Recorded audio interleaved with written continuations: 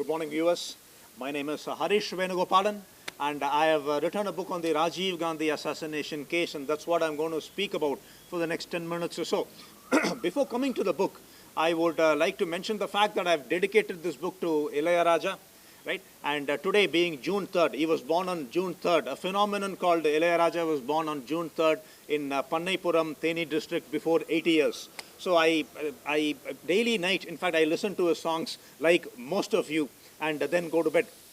So I decided to dedicate this book to Ilayaraja. So now coming to this book. So how did I, in fact, come to this decision of writing a book about the Rajiv Gandhi assassination case? So I'm a political science student. Right, so I wanted to do a relative analysis, a comparative analysis between the Northern Ireland conflict and the Sri Lankan conflict. And that's how I got this idea. So I just want to take a minute to speak about the Northern Ireland conflict. So the Northern Ireland conflict is a conflict that happened between the Catholic Ireland and the Protestant United Kingdom. So earlier, Ireland was a colony of the British, just like India, and they consisted of 32 counties. So 9 counties made up what is known as the Ulster area, right? So among the 9 counties, 4 were absolutely Protestant majority counties. So 3 were absolutely Catholic majority counties. 2 consisted of a narrow Catholic majority, right? So when Ireland decided to go and form an independent nation, so these 9 counties known as Ulster, the British asked them what they were going to do. So among these 9 counties, of course, 3 counties which consisted of the Catholic majority, so they were allotted to Ireland. So automatically they decided to go with them. But these remaining 6 counties, so they told the British that we are going to stay with you, we don't want to go with them.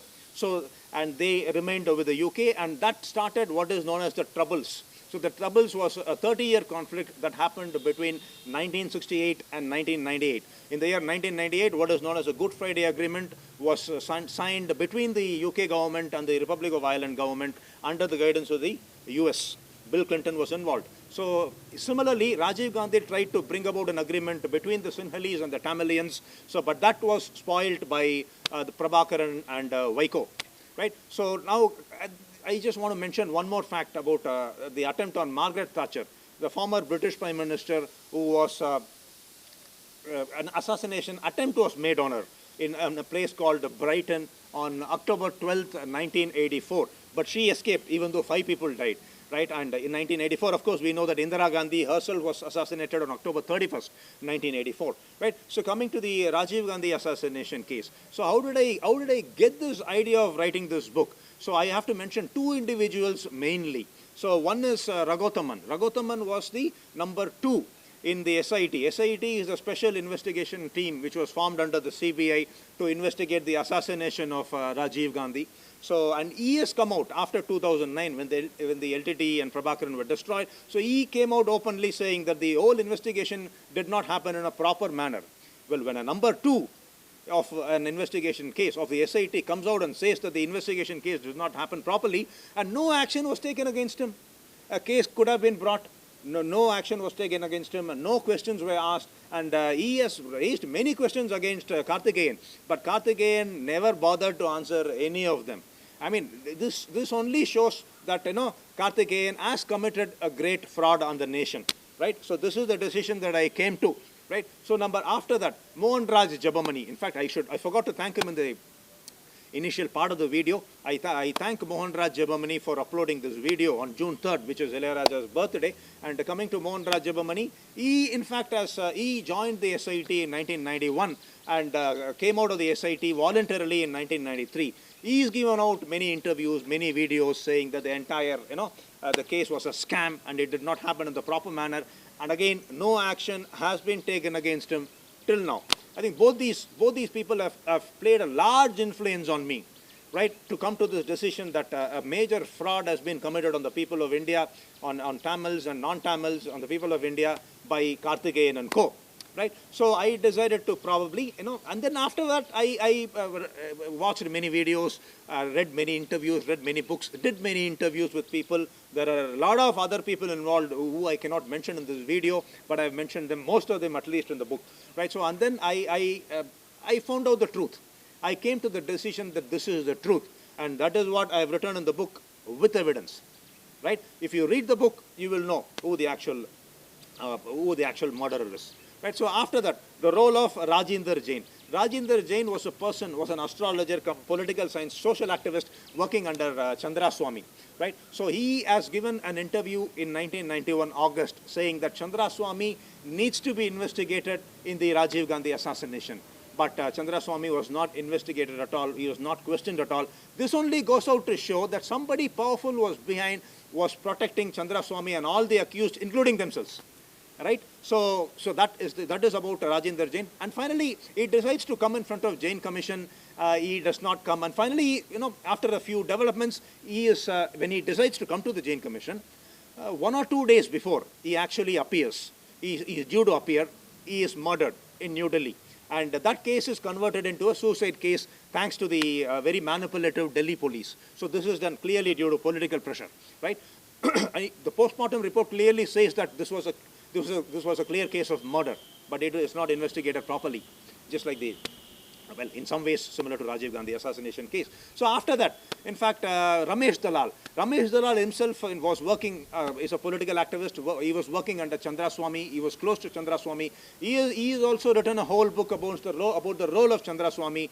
So if you get your hands on it, do read it.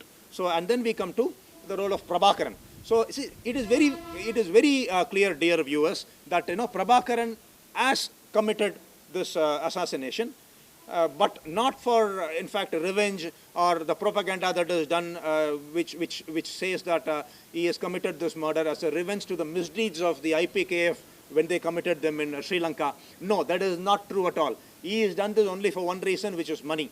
Money came in the form of weapons. Money came in the form of money. Because at that time, in fact, LTT was battered by the IPKF. And of course, the LTT hit back. That is for sure. But they were also battered. They needed to regroup. They needed money. So money was passed on to Prabhakaran, and Prabhakaran committed this murder. Right? So now coming to the role of Tamil nationalists. So Tamil nationalists, they know the whole truth. But they are doing a great disservice to Tamils, to Tamil Nadu, and to India by not telling the truth. They know the fact that Prabhakaran has taken money and committed this assassination, but their entire politics is based on the propaganda that Prabhakaran is a great freedom fighter, is a great, a Tamil savior. So that is the propaganda that they incorporate. And but the fact is that they did not get any votes. The Tamil Nadu people, they did not vote at all because of this propaganda. But the Tamil nationalists, what they gain is they gain some publicity.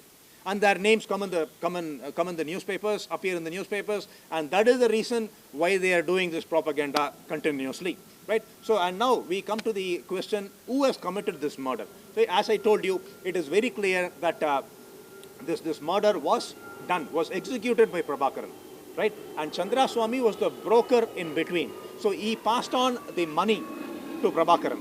So who passed on, who initiated this murder? Who decided to finish off Rajiv Gandhi? So that is something that I cannot give right now, right? And because the audience is not in a position to accept the fact, because lots of counter questions will come: who, why, what was the motivation, which is natural, I agree, right? But that is why I have written this book.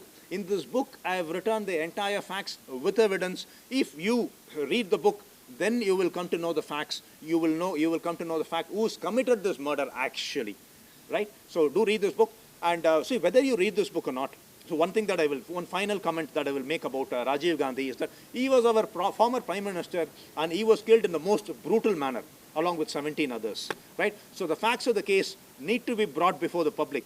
So to the Tamils, to the non-Tamils, all Indians, right, will need to know the facts. And whether you read the book or not, the facts will come to you. I am only an instrument, right? After 32 years, the truth is coming out. I am only an instrument for the facts to come out. So I do thank my my spiritual teacher and all the other people who have helped me in giving me many facts. My spiritual teacher, Holy Master Chokoxy, as well. I do give my thanks to him, and many others. So with this, I will end this interview. And thank you all, viewers.